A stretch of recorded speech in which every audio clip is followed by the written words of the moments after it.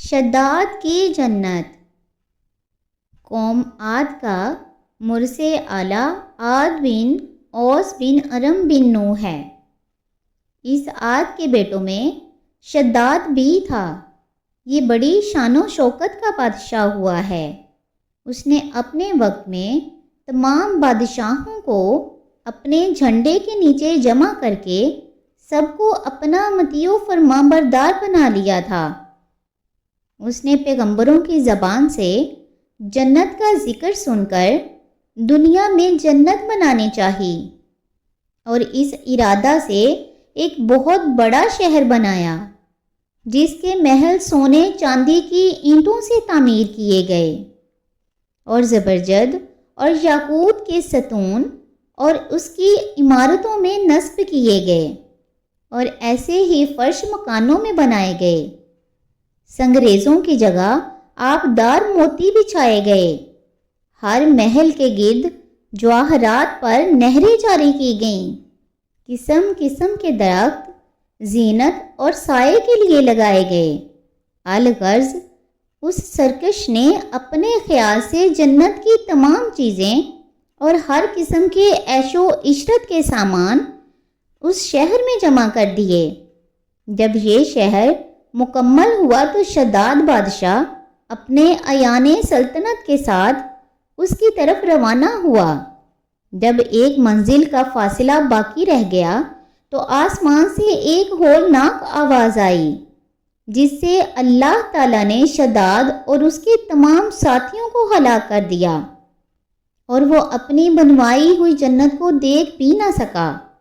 حضرت امیر معاویہ رضی اللہ تعالیٰ عنہ کے دور حکومت میں حضرت عبداللہ بن قلابہ اپنے گم شدہ اونٹ کو تلاش کرتے ہوئے صحرائے عدن سے گزر کر اس شہر میں پہنچے اور اس کی تمام زینتوں اور آرائشوں کو دیکھا، مگر وہاں کوئی بسنے والا انسان نہیں ملا۔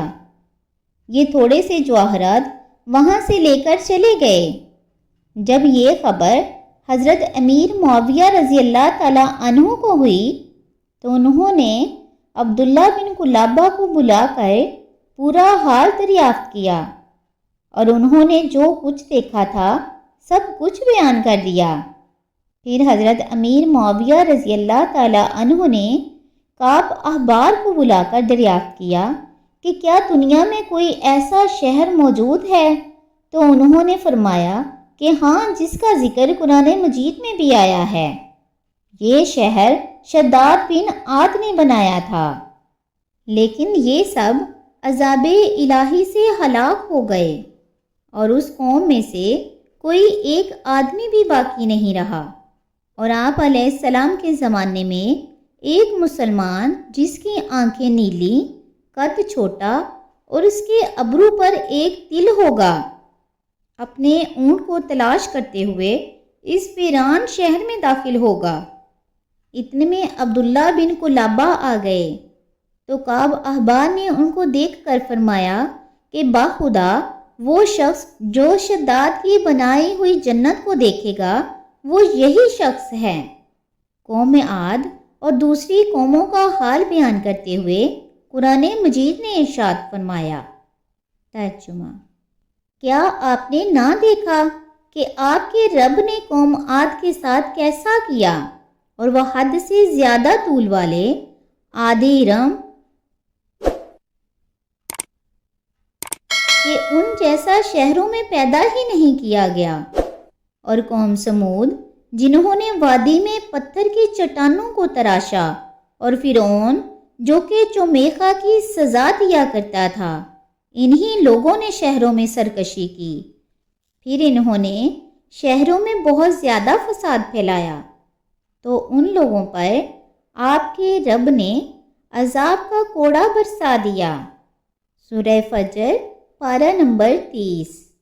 درس ہدایت: اللہ تعالیٰ کو بندوں کی سرکشی اور تکبر و غرور بے حد ناپسند ہے، اس لیے اللہ تبارک و تعالیٰ کا دستور ہے کہ ہر سرکش اور متکبر قوم جس نے زمین میں اپنی سرکشی اور ظلم و عدوان سے فساد پھیلایا، اس قوم کو قہر الہی نے کسی نہ کسی عذاب کی صورت میں ظاہر ہو کر ہلاک و برباد کر دیا۔ شداد اور قوم عاد کے دوسرے افراد سب اپنی سرکشی اور تکبر کی وجہ سے خدا کے غضب میں ٹھہرے، اور جب ان لوگوں کا ظلم و عدوان اس درجہ بڑھ گیا کہ روئے زمین کا ذرہ ذرہ ان کے گناہوں اور بدعمالیوں سے بلبلا اٹھا، تو اللہ تبارک و تعالیٰ کے عذابوں نے ان سب سرکشوں اور ظالموں کو تباہ و برباد کر کے صفحۂ ہستی سے حرف غلط کی طرح مٹا دیا۔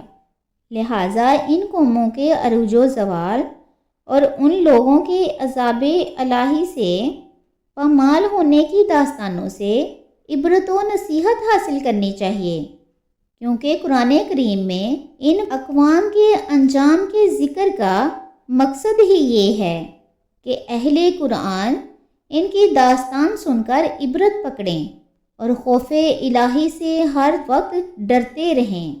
مسلمانوں کو لازم ہے کہ قرآن مجید کی باکثرت تلاوت کریں اور ان کا ترجمہ بھی پڑھا کریں، اور ان اقوام کی ہلاکت سے عبرت حاصل کریں، اور ہر وقت توبہ و استغفار کرتے رہیں، اور ہر قسم کی بد اعتقادیوں اور بد اعمالیوں سے ہمیشہ بچتے رہیں، اور اعمال صالحہ کی کوشش کرتے رہیں، اور خبردار خبردار مال و دولت کے غرور اور گمنڈ میں سرکشی اور تکبر نہ کریں، بلکہ ہمیشہ دل میں خوف خدا رکھ کر تواضع و انکسار کو اپنی عادت بنائیں، اور جہاں تک ہو سکے اپنی زندگی میں اچھے اعمال کرتے رہیں۔